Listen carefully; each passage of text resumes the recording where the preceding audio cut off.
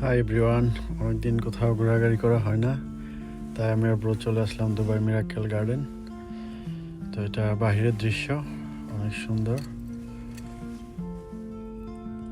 তো এটা হচ্ছে পৃথিবীর সবচাইতে বড় ফুলের বাগান, প্রায় 15 কোটির উপরে ফুল আছে।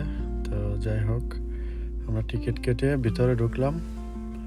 ভিতরে ঢুকে তো দেখি অনেক লোকজন, অনেক টুরিস্ট।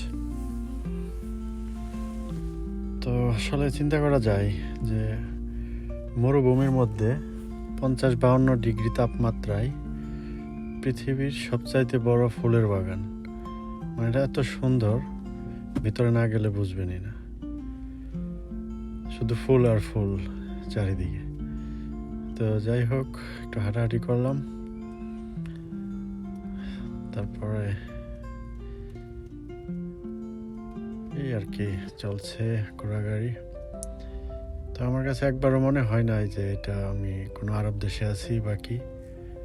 সবসময় মনে হয়েছে যে এটা কোনো ইউরোপে বা ইন্ডিয়ার কোনো রাজ্যে আছি এরকম। ট্যুরিস্ট সব ইন্ডিয়ান। তারপর ঘুরতে ঘুরতে আমরা চলে আসলাম এমব্রেস বিমানের কাছে, যেটা পৃথিবীর সবচাইতে বড় একটা বিমান, ফুল দিয়ে বানানো।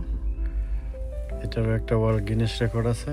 তারপর ব্রোকে বললাম একটু হাঁটাহাঁটি করেন, সে একটু হাঁটাহাঁটি করলো। তো আপনাদের পাশের দৃশ্যগুলো দেখায়, কত সুন্দর ফুল দিয়ে হার্ট বানানো।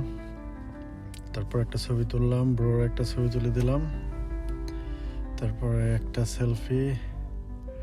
তারপর হাঁটতে হাঁটতে চলে গেলাম এমিরেটস এয়ারলাইন্সের কাছে, এটা সম্পূর্ণ ফুল দিয়ে বানানো।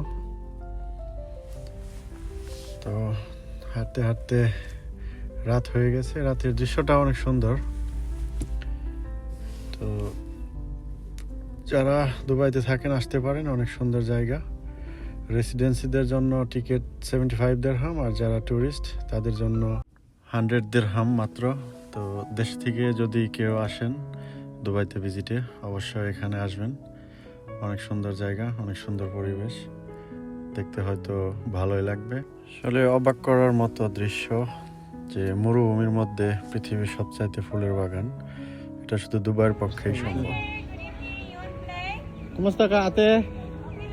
Mahmoud? ওকে ওকে। তো ঠিক আছে, ভালো থাকবেন সবাই। আজকের মতো বিদায়, আল্লাহ হাফেজ।